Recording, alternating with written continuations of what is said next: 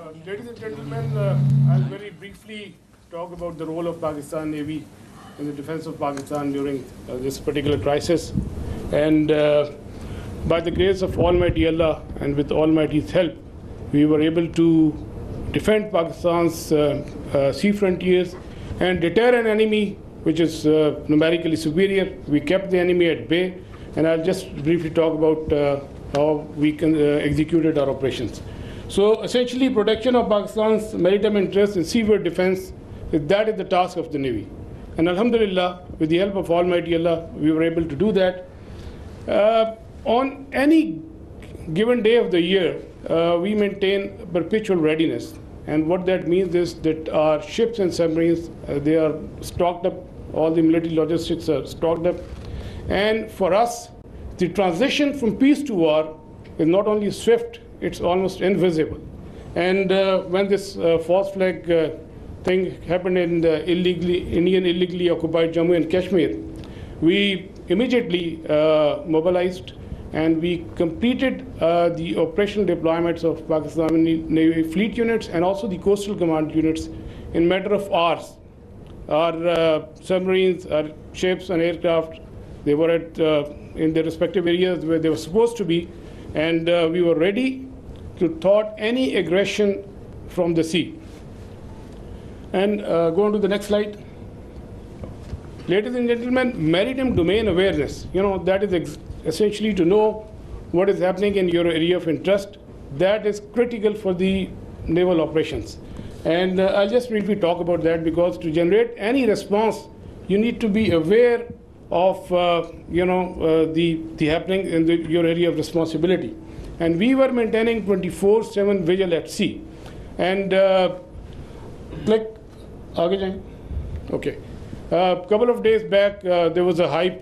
You heard about INS Vikrant approaching Karachi. And I'll just briefly tell you that we were keeping a very close eye on the activities at sea. And this is essentially the Indian Navy surface disposition throughout these days. They had a couple of ships in this particular area. They were moving around in this area. Another ship off Salalah, which was operating over there. And this is the much talked about the Indian carrier. We were monitoring it right from the day one. On 30th of April, it was here. Then it moved up here. Subsequently, it moved up here. And on the night of 6th and 7th May, it was back, close to Ratnagiri, very close to Mumbai. And then on 9th May, it was here, essentially 400 nautical miles away from Pakistani coast. And again, then it retreated back close to Mumbai. So we were keeping a very close track on this particular carrier movement. And there was no cause of concern at any time. If the carrier comes closer to 400 nautical miles and even closer, that essentially simplifies our problem. So we were the Pakistan Navy Maritime Air Arm in coordination with the strike component of Pakistan Air Force. They were cockpit ready to generate any kind of response at that time, at all times.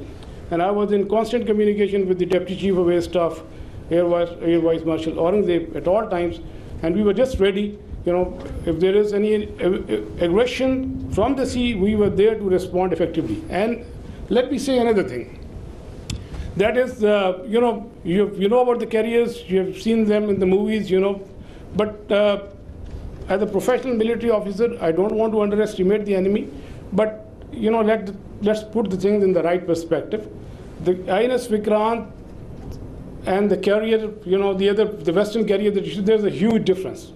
This is an aircraft carrier which essentially sailed with 8 to 12 MiG-29s, which was barely essential to carry out its own air defense. The purpose of the carrier is power projection and to ensure air superiority in a given sea area. So with this, less said the better. This is simply not possible, and the Indian Navy exactly knew this. And that is precisely why on the 9th of 6th and 7th, when they carried out this cowardly attack on the civilians, they moved this carrier to the safety of their own coast, well away from Pakistan's strike capability, close to this Ratnagiri area. And again, on the night of 9th and 10th, it was moved very close to the Mumbai. It was essentially 17 to 20 nautical miles of Mumbai. But we were keeping a track. We were fully aware of their movements in this area, and we were always ready to generate a response in coordination with the Air Force, especially in case of the aircraft carrier. Subsurface elements, the offensive element, they were offensively deployed. They were in their respective areas and ready to generate a response. And also, you might have seen this footage. You know, we were not only in the surface domain, but we were essentially effectively monitoring their air surveillance things. And because of the operation security reason, I'll not talk much about how we did that, but we were keeping an eye on this particular activity as well. And likewise, in the subsurface, anti-submarine warfare vigilance was all-time high.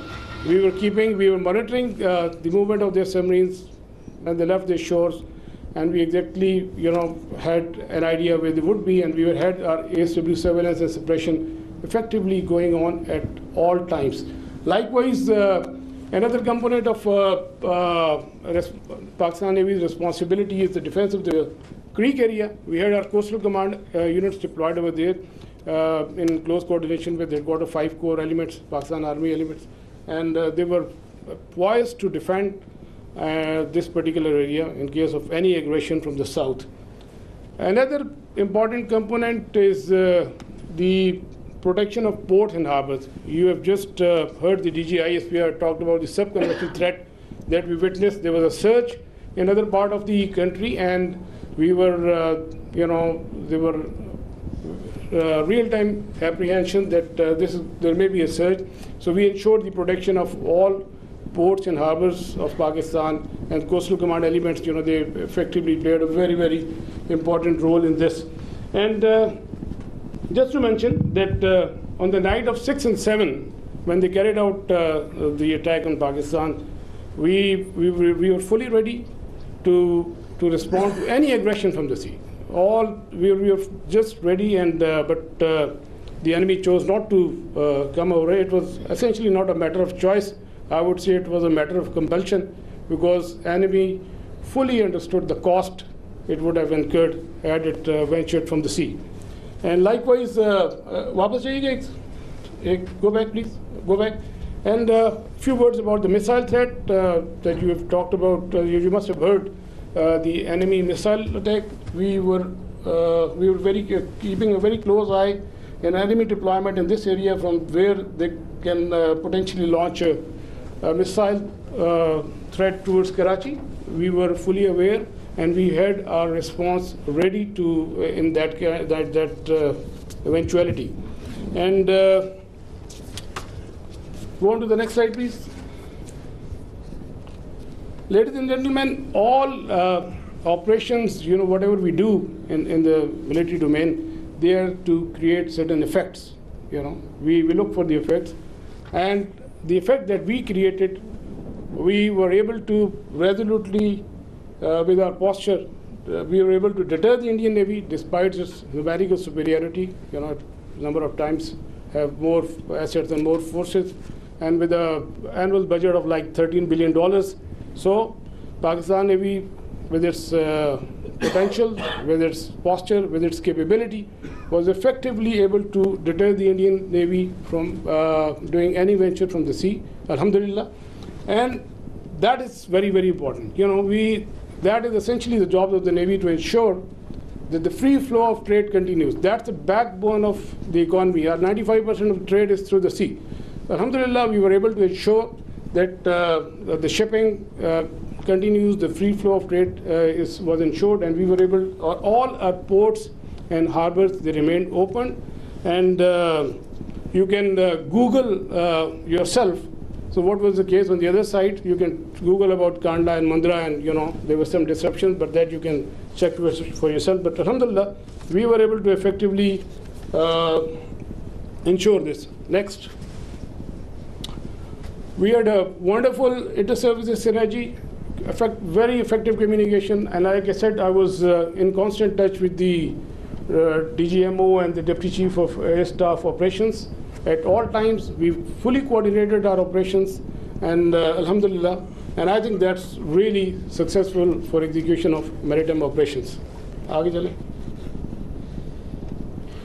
Alhamdulillah, we came up to the national expectations. We ensured defense of Pakistan's maritime frontiers, and we were able to deter the enemy from any adventurism from the sea. And ladies and gentlemen, let me tell you that we remain ever ready to thwart any aggression from the sea at all times. So we will keep our guard. We always keep our guard, and inshallah we will keep our guard in days to come. And last but not the least, I'll end my presentation that the next time when you think of Pakistan Navy and the silent guy, please remember